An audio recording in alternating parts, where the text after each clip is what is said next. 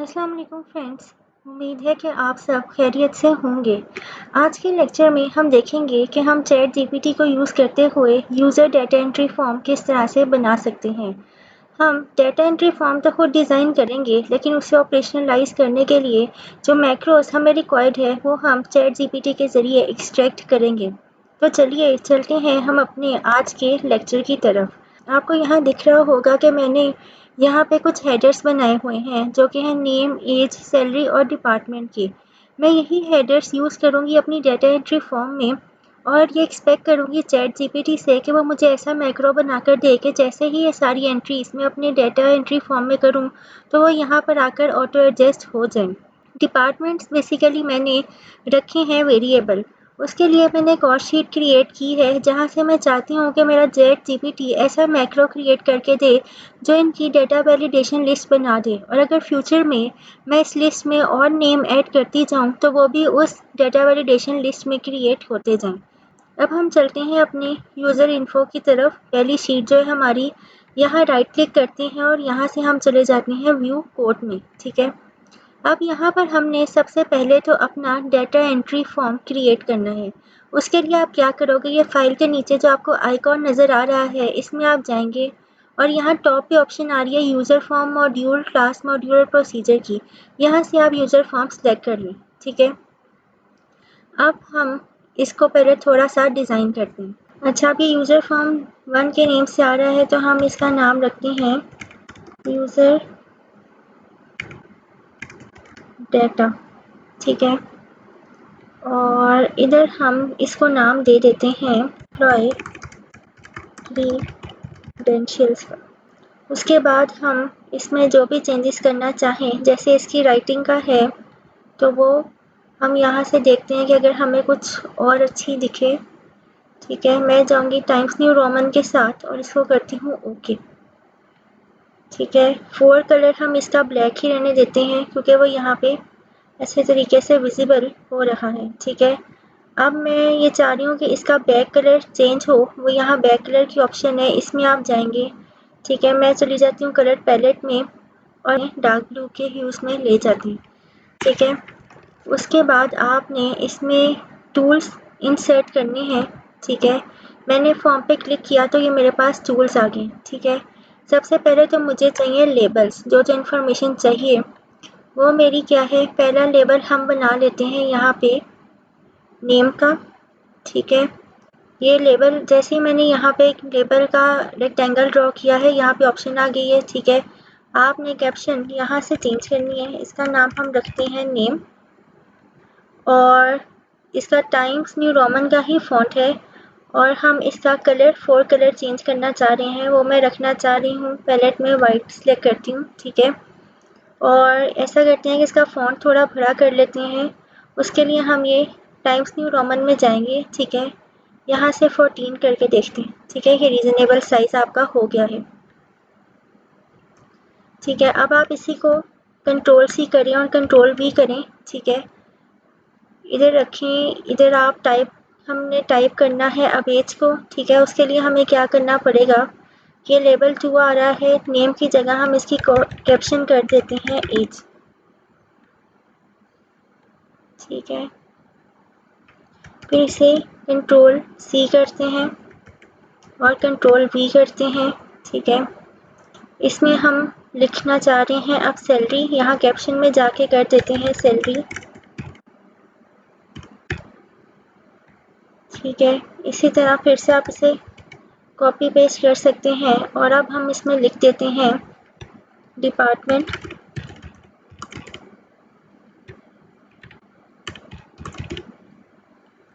ठीक है, ये हमने अपने 4 बना लिया। आपने इस पर रखना है कर्सर। ठीक है, और फिर आपने शिफ्ट को प्रेस करना है और नीचे प्रेस करना है डिपार्टमेंट को।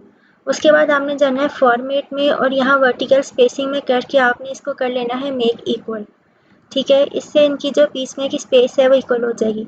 अब हमें चाहिए इनके अगेंस्ट डाटा एंट्री फील्ड्स। वो हमें कैसे मिलेंगी, या आपको जो ए बी लिखा हुआ टेक्स्ट बॉक्स नज़र आ रहा है इसको आपने पकड़ना है। ठीक है, और नेम के आगे आपने इसको ड्रॉ कर लेना है। थोड़ा सा ऊपर करते हैं इसको। ठीक है, इसकी भी सेटिंग आप यहाँ से कर सकते हैं। अगर आप इसका कुछ कलर रखना चाहो तो वो आप आराम से सेट कर सकते हो। मैं इसको यहाँ से ओपेक ही रखूँगी, ठीक है। बॉर्डर स्टाइल में इसका सिंगल करूँगी, control C, control V, control V, ठीक है। ये हमारी इनपुट फील्ड्स आ गई हैं। अब हमें डिपार्टमेंट चाहिए, तो वो बेसिकली हमें डाटा वैलिडेशन लिस्ट चाहिए। उसके लिए हम ये जो कॉम्बो बॉक्स की ऑप्शन आ रही है, ये बिल्कुल आपके टेक्स्ट बॉक्स के साथ है। इसको सिलेक्ट करेंगे और यहाँ पे आप एक डाटा वैलिडेशन का बॉक्स क्रिएट कर लो, जिसमें आपको डाटा वैलिडेशन यानी डिपार्टमेंट नेम्स की लिस्ट नज़र आएगी, ठीक है। अब हमने यहाँ पे मज़ीद कुछ बटन्स बनानी है, एक सबमिट का और एक कैंसिल का। उसके लिए हम क्या करेंगे, एक बटन चूज़ कर लेते हैं जो कि है कमांड बटन, ठीक है। इसको यहाँ पे हम ड्रॉ करते हैं, ठीक है। इसका नाम हम कैप्शन में रखते हैं जाके सबमिट, ठीक है। बाकी जो आपने इसकी फ़ॉन्ट कलर और जो साइज़ वगैरह है या बटन कलर है वो आप चेंज कर सकते हैं, ठीक है। ये वाला कलर मैंने सिलेक्ट कर लिया। इसी को कॉपी करते हैं, कंट्रोल सी और कंट्रोल वी करते हैं, ठीक है। और ये हमारे पास दूसरा बटन आ गया है, इसको हम नाम दे देते हैं कैंसिल का,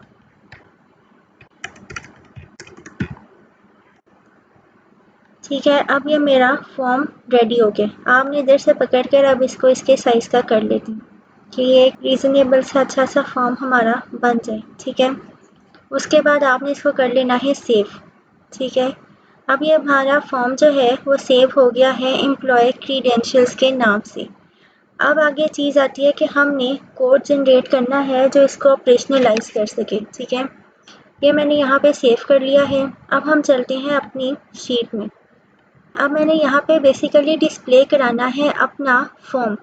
उसके लिए हमें इधर भी एक बटन रखना चाहिए, जाके मैं उस पर क्लिक करूँ, form data entry input fields का फॉर्म अपीयर हो जाए, उसमें हम एंट्रीज़ करें और यहाँ पर वो एंट्रीज़ होती जाएँ, ठीक है। उसके लिए हमें सेट में आप आराम से जाओगे, यहाँ से एक रेक्टेंगल पिक करेंगे, ठीक है। ये रेक्टेंगल आपका यहाँ पे आ गया। इसमें मैं लिख देती हूँ लोड डाटा एंट्री फॉर्म, ठीक है। इसको आपने जो भी फॉर्मेटिंग करनी है वो आप आराम से इसकी फॉर्मेटिंग कर लें। जैसे हम इसको ये कलर देते हैं, शेप आउटलाइन हम दे देते हैं इसको वाइट कलर की, ठीक है। और उसका कलर हम वाइट रखते हैं, ठीक है। और शेप इफेक्ट्स में हम थोड़ी सी रिफ्लेक्शन शेडो ऐड करते हैं। और ये हमारा एक बटन रेडी है, ठीक है। इसको भी हम ज़रा बोल्ड कर लेते हैं ताकि ये क्लियरली विजिबल हो जाए। ये सेंटर से, इधर से सेंटर, ये हमारा एक बटन बन गया है। मैं चाहती हूँ कि जैसे मैं इसको प्रेस करूँ उसके बाद मेरा डाटा एंट्री फॉर्म जो है वो यहाँ पर अपीयर हो जाए, ठीक है। इसको आप कंट्रोल एस करें।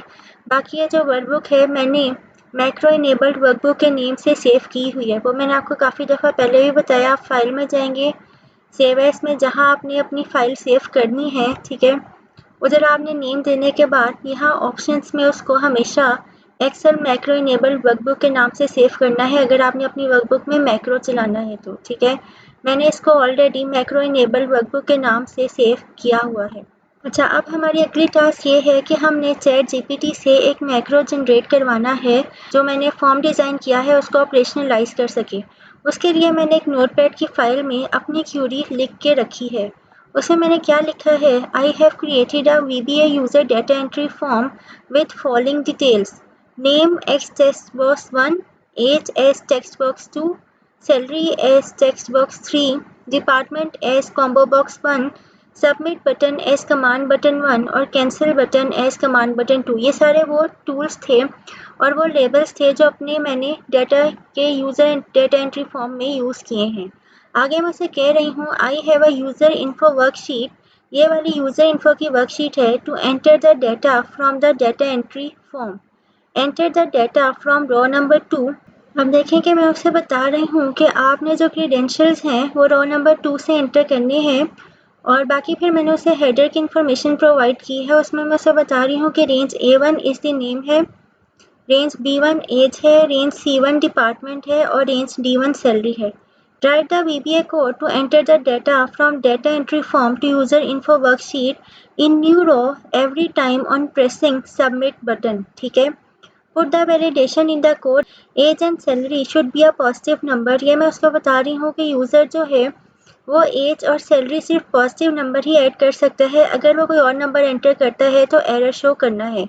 None of the box should be blank. इसका मतलब है कि जब मैं डाटा एंट्री कर रही हूँ तो मुझे डाटा एंट्री के फॉर्म में सारी फील्ड्स इनपुट करनी है. अगर मैं डाटा एंट्री की फील्ड्स इनपुट नहीं करती सारी की सारी तो वो मुझे एरर शो करे. ठीक है. उसके बाद मैंने उससे कहा है after adding the data into worksheet make all the boxes of the data entry form blank. इसका मतलब है कि जैसे ही मेरी इनपुट यहाँ पे आ जाएगी तो मेरा जो डाटा एंट्री फॉर्म है वो ऑटो रीसेट हो जाना चाहिए. फिर मैं उसे कह रही हूँ I have an other worksheet departments where in I have given the list of departments in column A. First row is header. Department names are available from range A2. Write the VBA code on user data entry form flow to create the department list from here in the department combo box. आपने देखा होगा कि मैंने data validation की एक field बनाई थी अपने यूज़र डेटा एंट्री फॉर्म में. ठीक है. अब मैं उसको ये कह रही हूँ कि मेरे पास एक और शीट है डिपार्टमेंट्स की. उसमें मैंने जो कॉलम ए है उसमें डिपार्टमेंट्स के नेम लिखे हुए हैं. पहली रो जो है वो हेडर है. उसके बाद जितनी भी इंफॉर्मेशन है वो आपने उसकी डेटा वैलिडेशन क्रिएट कर देनी है. ठीक है. फिर मैं उसे कह रही हूँ मज़ीद make it dynamic as we add new department. It should be added in department combo box automatically. ठीक है. बाकी मैं उसे मज़ीद बता रही हूँ कि जैसे जैसे मैं यहाँ में अपनी नेम इंक्रीज़ करूँगी तो आपने हमेशा जब भी डाटा वैलिडेशन क्रिएट करनी है उसमें उन डिपार्टमेंट्स को भी एंटर कर लेना है जो मैंने यहाँ पे मज़ीद ऐड किए हों. I have also added a rectangle shape in the user info worksheet as a button. Write a macro to open the user data entry form. I will assign that macro to this button. अब ये and वाला काम जो है मैंने इस button के लिए किया है कि जैसे ही मैं इसको क्लिक करूं मेरे पास डाटा एंट्री फॉर्म जो है वो अपीयर हो जाए. अब हम क्या करते हैं कि हमने ये जो क्यूरी लिखी है इसको कंट्रोल ए सी करते हैं. कंट्रोल ए से सारी सिलेक्ट की है और कॉपी कर लिया है कंट्रोल सी से. फिर हम जाते हैं यहाँ चैट जीपीटी में और यहाँ सेंड अ मैसेज में हम अपनी क्यूरी टाइप कर देते हैं और इसको एंटर कर देते हैं. ठीक है. अब देखते हैं कि चैट जीपीटी हमें क्या मैक्रो जनरेट करके देता है. ठीक है. अब आपको दिख रहा होगा कि चैट जीपीटी जो है वो यहाँ पर मैक्रो जनरेट कर रहा है. अब आप ये देखें कि चैट जीपीटी ने आपको 2 मैक्रोस जनरेट कर दिए हैं. एक मैक्रो तो आपका कंप्लीट उसके लिए है जो आपका डाटा एंट्री फॉर्म है और दूसरा मैक्रो जो है वो आपका वो येलो रेक्टेंगल बटन के लिए है कि डाटा एंट्री फॉर्म अपीयर हो जाए. आपने क्या करना है सिंपली इसको पहले कोड को यहाँ से कॉपी करना है. ठीक है. और उसके बाद आपने अपने यूज़र डाटा एंट्री फॉर्म में जाना है जो आपने एम्प्लॉय क्रेडेंशियल्स के नाम से बनाया था. इसके सबमिट बटन को आपने प्रेस करना है या आपकी फील्ड अपीयर हो जाएगी. इस सारे को रिमूव करें और जो आपने कॉपी किया है कोड चैट जीपीटी से वो यहाँ पे पेस्ट कर दें. ठीक है. इसको हम पेस्ट कर देते हैं. ठीक है. फिर आपने क्या करना है यहाँ पर जाकर एक न्यू मॉड्यूल इंसर्ट करना है. ठीक है. और आपका जो चैट जीपीटी दूसरा कोड शो करवा रहा है ये नीचे. ठीक है. इसमें आपने इसको कॉपी करना है कंट्रोल सी करना है और यहाँ पे जाके कंट्रोल वी कर देना है. लेकिन एक चीज़ का आपने ख्याल रखना है कि यहाँ पर इंफॉर्मेशन आ रही है यूज़र फॉर्म 1 की. आपने इसको रिमूव करना है. ठीक है. और आपका फॉर्म किस नेम से पड़ा है यूज़र डाटा के नाम से वो आपने यहाँ पर मेंशन कर देना है और इसको यहाँ से सेव कर देना है. ठीक है. ये हमने एक न्यू मॉड्यूल में क्रिएट किया है. पहले हमने सारा काम किया था अपने फॉर्म के सबमिट बटन में जाकर कॉपी किया है और जो आखिरी कोड है वो हम यहाँ से गए हैं अपनी इस आइकॉन में. ठीक है. और पहले जहाँ से यूज़र फॉर्म इंसर्ट किया था वहाँ से मॉड्यूल इंसर्ट किया है और उस मॉड्यूल में हमने अपने रेक्टेंगल वाले बटन का जो सेकेंड कोड जनरेट किया था मैक्रो ने चैट जीपीटी ने वो हमने यहाँ पे कॉपी पेस्ट कर दिया है. और यहाँ पर जो इसने यूज़र फॉर्म 1 लिखा था उसकी जगह हमने अपने फॉर्म का नाम रख दिया है. ये काम आपने कर लिया है और इसको आपने अब सेव कर दिया, ठीक है। फिर आपने क्या करना है, अपने बटन में जाना है, इस पर राइट क्लिक करना है और इसे असाइन मैक्रो करना है। हमने जो इसको मैक्रो असाइन करना है वो है ओपन डाटा एंट्री फॉर्म का, ठीक है, और ओके कर देना है। उसके बाद आप इस पर क्लिक करोगे तो ये देखोगे कि फॉर्म आपके सामने अपीयर हो गया है। अब हम इसमें कोई इन्फॉर्मेशन ऐड करते हैं, ठीक है। एज हम लिख लेते हैं, सैलरी हम एंटर करते हैं और डिपार्टमेंट हम ले लेते हैं पीएमओ, ठीक है। सबमिट करें तो ये देखें कि आपकी एंट्रीज जो हैं वो यहाँ पर आ गई हैं। उसके बाद अगर मैं कोई और एंट्री करती हूँ, अगर फॉर एग्जांपल हम कुछ गलत एंट्री करते हैं और डिपार्टमेंट हम यहाँ से ले लेते हैं फाइनेंस का, ठीक है।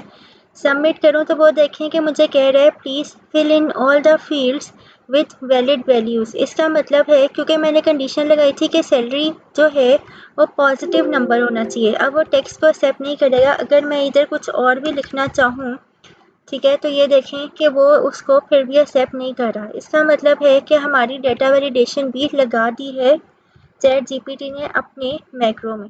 सबमिट, ये देखें तो यहाँ पे भी ये इंफॉर्मेशन जो है वो ऐड इन हो रही है।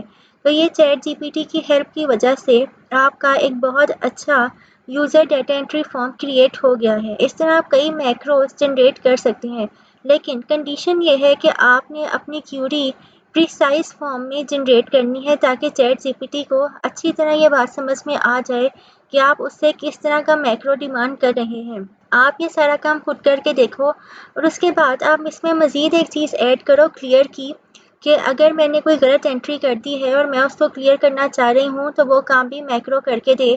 तो आप इस तरह के टेस्ट करके देखें। तो आई होप सो कि आज के लेक्चर में आपको समझ आ गया होगा कि हम चैट जीपीटी को किस तरह इफ़ेक्टिवली यूज़ कर सकते हैं। अगर आपको आज का लेक्चर पसंद आया हो तो लाइक ज़रूर कीजिएगा और अगर आपने अब तक मेरे चैनल को सब्सक्राइब नहीं किया तो इसे सब्सक्राइब ज़रूर कीजिएगा। फैमिली और फ्रेंड्स के साथ भी ज़रूर शेयर कीजिएगा। Thank you for your time. Stay blessed. अल्लाह हाफिज़।